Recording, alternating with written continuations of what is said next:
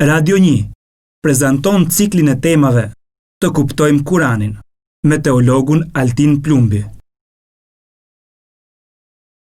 Përshëndetje të nderuar dëgjues të Radio 1, jemi me emisionin ton dedikuar komentimit të Kuranit. Në studio kemi të ftuar imamin Altin Plumbi. Assalamu alaikum, mirë se erdhët. Wa alaikum salam, mirë se u gjeta.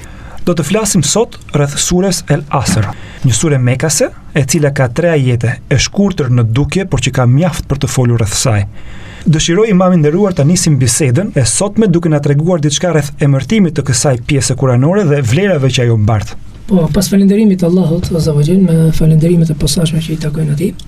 Sura El Asr është një sure shumë e shkurtër, nga surat më të shkurtra të Kuranit, por me përmbajtje dhe me vlera tepër të mëdha. Çka do të thotë që edhe komentimi i saj ka një farë zgjatje dhe meditimi i cili ka nevojë që të jetë pjesë e meditimit të çdo besimtari. Ajo quhet sura El Asr, pra surja e kohës. El Asr mendohet në dietarët musliman që do të thotë mbasditja, pa pjesa fundore e ditës para perëndimit të diellit. Ndryshe profeti sallallahu alaihi wasallam ka thënë salatul usta, pra namazi i mesëm, namazi i mbasditës. Çka do thotë që është koha më e preferueshme. El usta e mesme në kupton e preferueshme ose më e dallueshme. Një mendim tjetër është që ka të bëjë me kohën në përgjithësi. Faktikisht mendimi më i drejtë është ky, sepse aty rrotullohet e gjithë historia e njerëzimit dhe e njeriut me vetvete. Siç thot Ibn Kathiri, Allahu mëshiroft, brenda kësaj kohe pra janë të gjitha lëvizjet e njerëzve dhe aktivitetet e tyre në të mirë dhe në të keq. Një mendim tjetër të dietarit bashkohor, nuk kupton koha, lëvizjen dhe lëkundjen ose kalimin e gjendjes së njeriut nga një gjendje në një gjendje tjetër. Kalon gjendja e njeriut ndërmjet pasurisë dhe varfërisë, ndërmjet shëndetit edhe sëmundjes, ndërmjet pushtetit dhe dobësisë, ndërmjet mirës dhe të keqes. Pra, koha përfshin të gjitha gjendjet dhe aktivitetet njerëzore të gjitha, po i themi, pozicioneve dhe situatave. Për këtë arsye quhet edhe sura El Asr. Pra, përfshin kohën e robit. Dhe Zoti gjithsesi, pastaj siç do të vijë në koment, betohet në kohë. Kjo ishte diçka rreth emërtimit të kësaj sure dhe tani të flasim diçka rreth vlerës dhe surës në përgjithësi. Ibn Kathir, Allahu mëshiroft, në tefsirin e tij, sjell një histori nga Amr ibn al-As, para se ai të hynte në Islam. I bën një vizitë ke Musailem el-Kadhab, Musailem mashtruesi, ndryshe i quhet. Musailem që në kohën e profetit sallallahu alaihi wasallam pati shpall profecinë për veten e tij. Dhe profeti sallallahu alaihi wasallam i quajti Musailem mashtruesi, gënjeshtar. Bën një vizitë Amr ibn al-As pa qenë musliman në të kohë, tek Musailem el-Kadhab. Dhe i thot, çfarë i ka zbritur? Pra Musailem e pyet Amr ibn al-As, çfarë i ka zbritur shokut tuaj, bashkëdhëtarit tuaj? Ka thënë zbrit një sure dhe lexon wal asri innal insana lafi khusr. Deri në fund të surës. Thot Musailem, pasi Amri i thot që ishte një sure, pra e shkurtër, me përmbajtje shumë të gjerë, pavarësisht se është e shkurtër. Thot edhe mua më ka zbritur Kurani im. Edhe fillon me ato recitimin e tij, ja Weber, është një recitim i tij, i momentit domethënë, për treguar që edhe un kam Kuranin tim dhe un kam shpallin tim. Amr ibn al-As i thot, o Musailem, betohet në Allah, pasha Zotin, ti e di shumë mirë, që unë e di shumë mirë që ti je mashtrues. Pra ti mund ta bësh dikujt tjetër, po jo mua. Dhe Amr ibn al-As ka qenë i zgjuar finok, dallohej me këtë cilësi që kishte edhe në Islam, pra dalloi me cilësinë e zgjuarësisë dhe të qenurit finok. Radiallahu anhu, Allahu qoftë i kënaqur me ti. Një histori tjetër që na sjell Taberani, që kanë qenë 2 sahabit profetit sallallahu alajhi wasallam, që kur takoheshin me njëri tjetrin nuk ndaheshin pa i lexuar njëri tjetrit këtë sure dhe pastaj jepnin selam. Kurse vjen nga Imam Shafi'i, sikurse e sjell Ibn Kathiri, që nëse njerëzit do ta meditonin këtë sure, do t'u mjaftonte, do të përfshinte çështjet e fesë, në kuptimin përgjithshëm të fesë, çështjet morale të fesë, a thelbit të fesë. Në një version tjetër thuhet që sikur të zbriste vetëm kjo sure do t'u mjaftonte. Pra nuk do të mjaftonte në gjitha çështjet detajuese halalit dhe haramit, por në aspektin e thelbit dhe moralit do t'i mjaftonte kjo sure. Kjo fjalë e Imamit Shafi'i, Allahu mëshiroft. Pasi folëm diçka rreth emërtimit të kësaj sure dhe vlerave që ajo mbart në veten e saj, le të kalojmë më në brendi, duke filluar me ajetin e parë, pasha kohën. E fillon Allahu me një betim dhe elementet ku betohet Allahu marrin një rëndësi të veçantë. Po Allahu thot në ajetin e parë, wal asri, pasha kohën. Betohet Zoti në kohën. Wallahu khaliqu kulli shay, Allahu është krijuesi gjithçka. Edhe është në hakun dhe drejtën e Zotit që të betohet në atë që don Zoti gjithësisë, qoftë edhe në krijesat e veta. Allahu zotë mund betohet në cilësitë e veta, në emrat e tij. Siç vjen në hadithe, për shembull, pasha madhështinë time ose gjithë pushtetin tim. Wa izzati wa jalali, pasha lavdin time dhe madhërinë time. Ose Zoti gjithësisë mund betohet në krijesat e tij, siç betohet wa duha, o tini o zejtuni, betohet në paraditën, betohet në fikën dhe ullirin, o lejli dhe yaksha dhe nata kur e ka plan, pra mbulon tokën me errësirën e saj. Dhe kështu nga shumë prej krijesave të Zotit, Zoti i gjithësisë ka të drejtën për t'u betuar dhe kjo tregon rëndësinë e asaj krijese. Dhe asaj çka do të vi më pas, që të bën kureshtar, cili është qëllimi i betimit. Çfarë do të na tregojë Zoti mbas betimit? Se ne edhe në krijesat tona betohesh, pasha Zotit, unë do bëj këtë lloj veprimi për treguar rëndësinë e këtij veprimi që do bëj.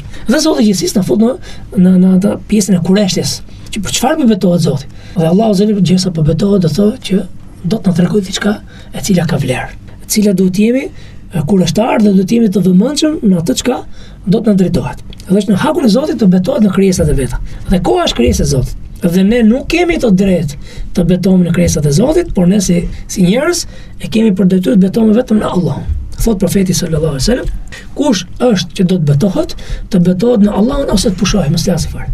Gjithashtu thot profeti sallallahu alaihi wasallam, kush betohet jo në Allahun, pra në krijesat e Zotit, se çdo gjë tjetër veç Allahut është krijesë. Betohet pasha minar, pasha qapën, pasha profetin, pasha pejgamberin, pasha sytë e ballit, për kokën e fëmijëve, pasha nderin, pasha flamurin, e ku të dimë se çfarë për krijesave të Zotit, ai thot ka bërë shirk ose kufër mohim, Zoti na rrit. Pra betimi është për çështën e besimit, e cila lum në besimin. Kështu që robi duhet betohet vetëm në Allahun subhanahu wa taala. Thot në hadith tjetër, dhe mos u betoni në emër të baballarëve tuaj. As ke fëmijët, as ke baballarët, as ke kjo, as ke. Se paraardhësit e arabët kishin një lloj vlere, për ardhmë.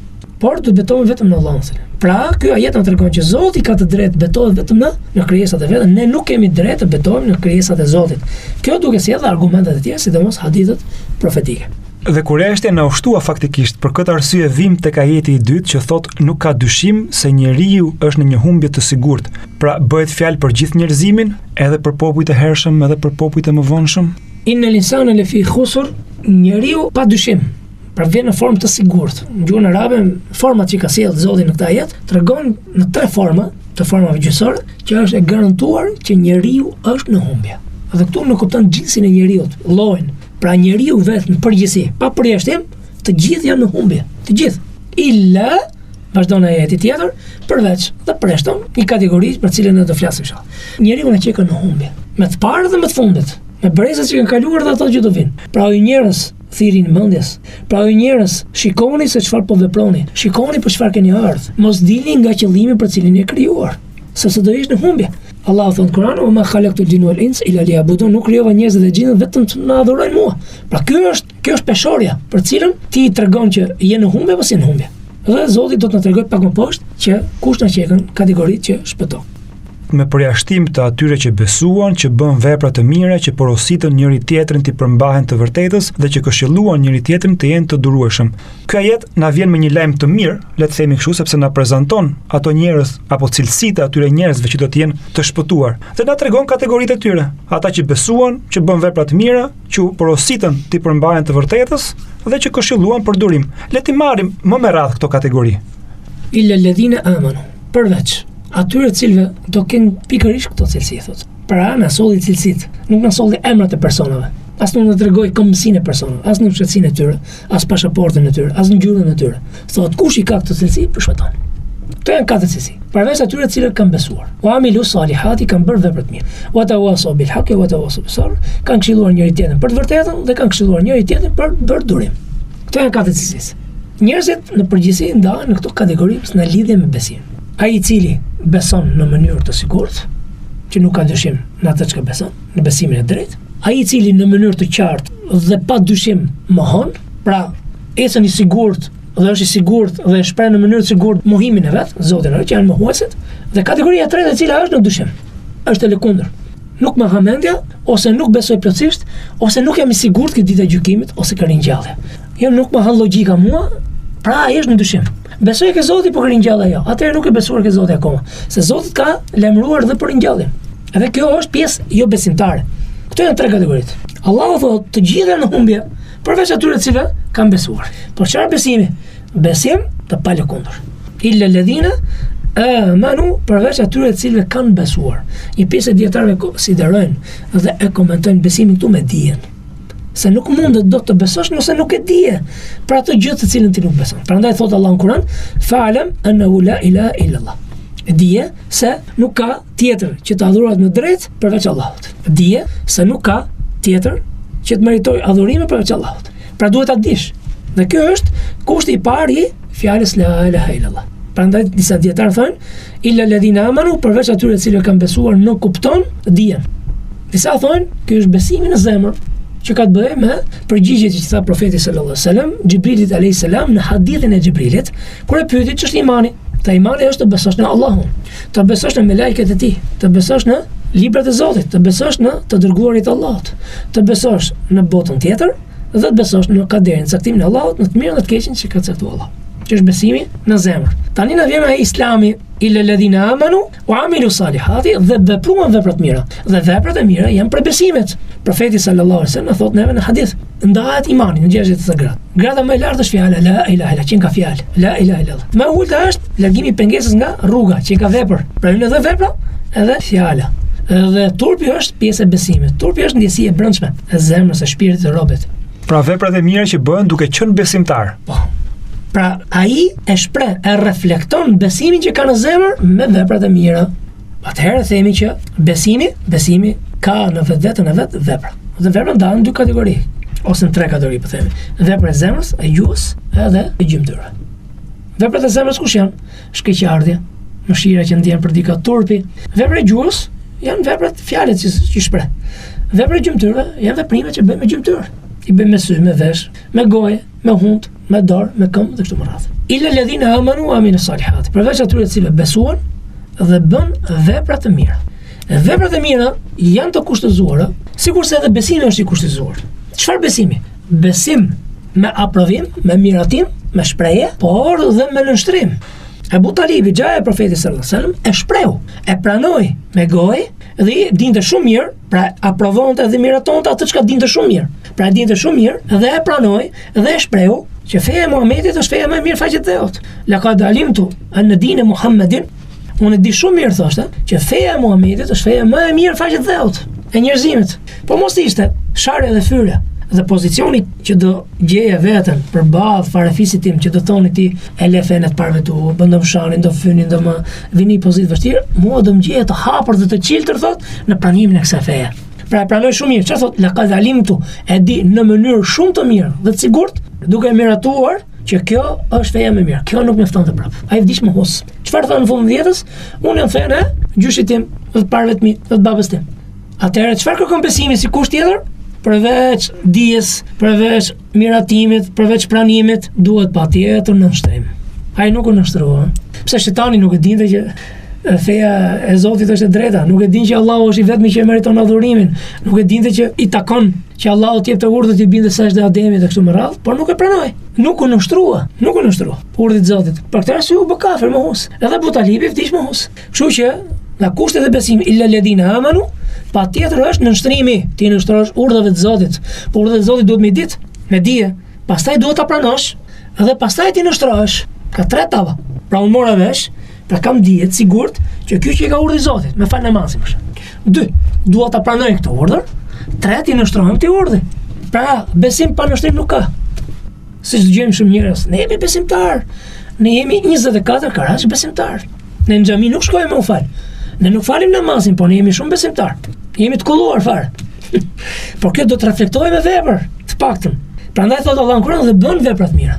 Por vepra, sikurse besimi është e kushtëzuar me dy kushte. Në radhë parë do të jetë sinqert për Allahun azza wa jall. Pra nëse bën veprën për sy e faqen, jep sadaka, me qëllim që të shikojnë njerëzit dhe thonë njerëzit shiko sa bamirë si madh që është ky etj më radh.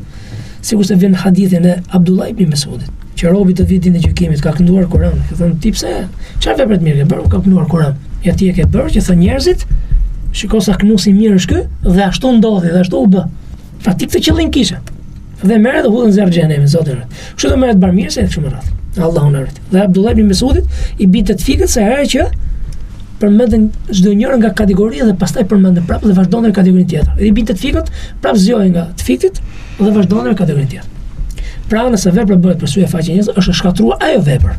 Nëse besimi që shfaq është për sy e faqe njerëzve, besimi total, atëherë është hipokrit Zotin e rit. Nëse shfaq ose bën për sy e faqe një pjesë të veprave, pra një pjesë namazit, një pjesë të haxhit ose një pjesë të agjërimit. Ajo vepër është shkatruar për besimi i tërë. Pra kushti i parë është të jetë sinqert për Allahun Azza wa Jall. Wa ma umiru illa li'abudullaha mukhlisina lahu din.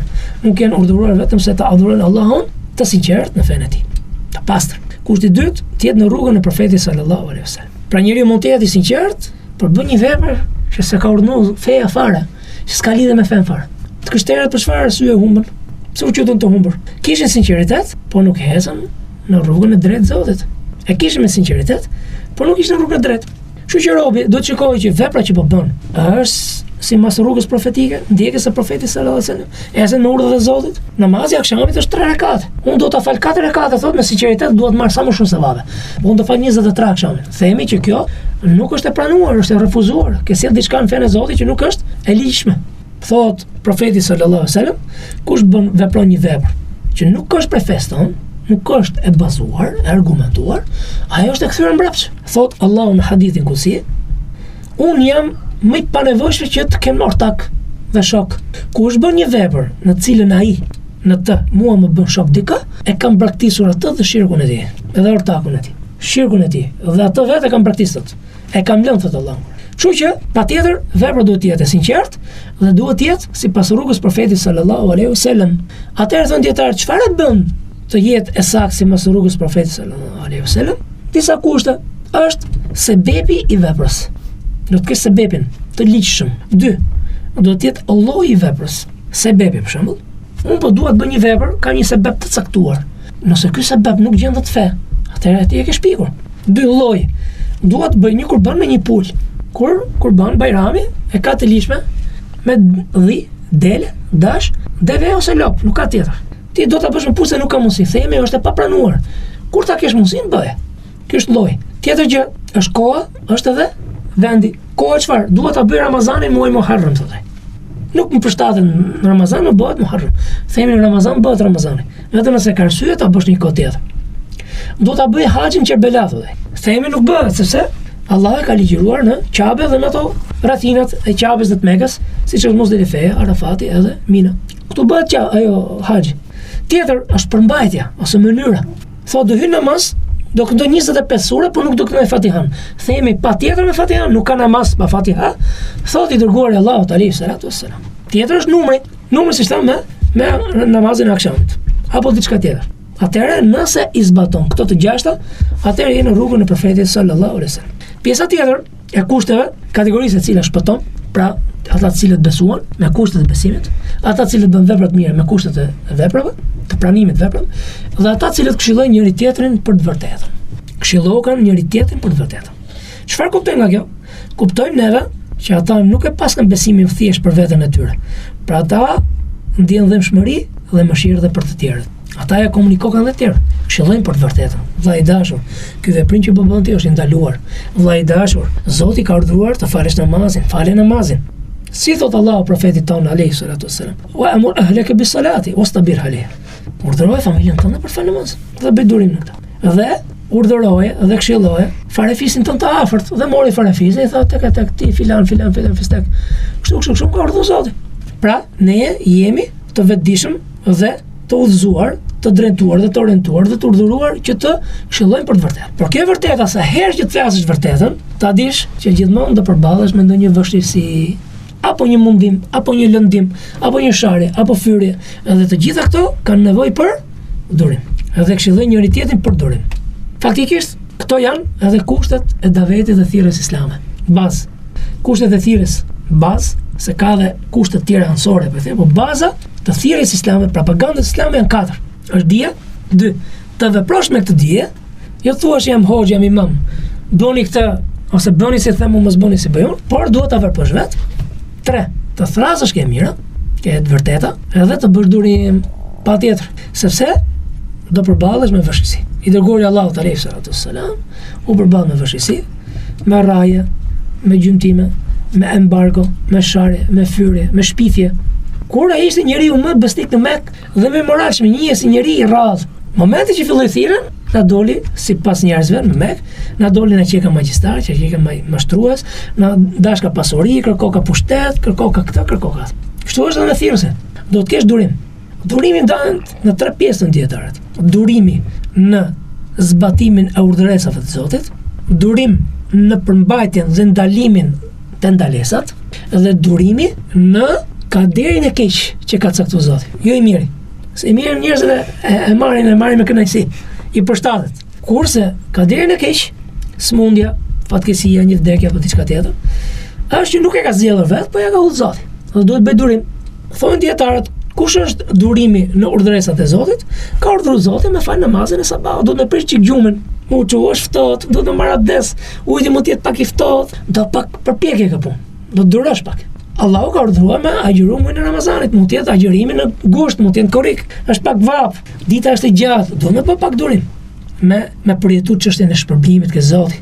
E të mirë që Allahu nëse ti zbaton urdhën. Ç'është durimi në ndalesat e Zotit? Që Allahu, edhe se ti ke epsh dhe tek dëshirë për me pi alkool, sepse para Islamit ti ke pirë alkool tjera, duhet ta lesh alkoolin sot. Deri dje ke qenë i tillë që ke kryer këtë lloj veprimi, duhet ta lesh, është ndaluar në fe. Do ndalohesh. Të vjen ndjesia për me bën një veprim të caktuar, do të frenohesh. Prandaj edhe durimi është hepsun nefsi thonë. Është ta burgosësh, ta shtrëngosh, ta përmbash veten tënde aty ku ka caktuar Allahu për të përmbajtur. Kështu që kjo është durimi në ndalesat e Zotit. Po durimi në kaderin e keq është e cili një fatkesi, dhe duhet bësh durim. Një smundje apo diçka tjetër, një fatkesi, një vdekje apo diçka tjetër, ti duhet bësh durim. Thon dietarët musliman, kush është më e vështirë?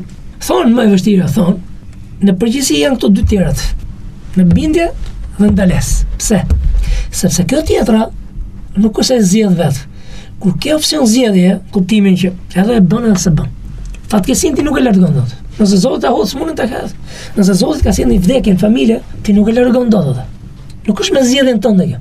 Kurse këto tjerat janë me zgjedhjen tënde që edhe ti mund ta kundërshtosh Zotin. Ndoshta ti nuk do me fal namazin, nuk do me bëj agjërimin. Ti ndoshta do të pish alkool apo të bësh diçka tjetër. Pra ke një formë zgjedhje. Dhe kjo zgjedhje të gënjen. Prandaj do më tepër durim thënë. Dhe nga ato të dyja, ka dietarë që thonë është ajo urdhëresa, zbatimi urdhëresa. Se ndalesat të gënjen më shumë për tu mos u përmbajtur. Kurse kjo tjetër do më akoma më durim. Pra thonë durimi në urdhëresat e Zotit, zbatimi i urdhëresave është më e vështira. Të gjitha kanë vështirësinë e vet, por më e vështira thonë është zbatimi i urdhëresave, durimi në zbatimin e urdhëresave. Me këtë ne mbaruam surën Al-Asr. Pra, të gjithë njerëzit na çekan mas t'i betimit që bëri Zoti ke koha, të gjithë njerëzit janë në humbje. Përveç atyre të cilët plotësojnë këto 4 kushte. Ata të cilët besojnë me kushtet e besimit, ata të cilët bëjnë vepra të mira me kushtet e pranimit të veprës, dhe ata të cilët këshillojnë në të vërtetën, dhe ata të cilët këshillojnë për durim dhe Allahu e di më së miri. Po nëse dikush ka një moment në cilin duhet të tregoj durim dhe ndoshta në momentin e parë nuk e reflekton këtë durim, por më pas e mbledh veten për të qenë prej durimtarëve, a konsiderohet pra i tillë si një person që ka bërë durim? Sa i përket vazhdimësisë, pra mësimit që mori ai për atë, themi po. Po sa i përket momentit parë dhe ngjarjes, themi që jo, pse profeti sallallahu alajhi wasallam ka qenë i varres dhe ka parë një grua që qante me vajtim. Gjë e cila është ndaluar në Islam, të vajtosh. Dhe vajtonte për fëmijën e vet. I dërguari Allahu tani, këshilloi për durim. Tha, më lërtha sepse ti nuk e di çfarë më ka ndodhur mua, i tha ajo gruaja. Vazhdoi profeti sallallahu alajhi wasallam, dhe ata e lëmuan që shiko, është i dërguari Allahu tani. Ajo shkoi nga mbrapa në shtëpinë e tij. I tha i dërguari Allahu, nuk e dija që ishe ti. Tha i dërguari Allahu tani sallallahu. Pavarësisht se isha unë, durimi është me të parën. Durimi është me të parën. Pa kur të bjen. Pastaj robi ka më të lehtë ta marrë veten, po durimi është me të parën. Pra robi mirë është që të bëj sebebet që të jetë i përgatitur për provat që mund t'i vinë dhe ai nuk e di.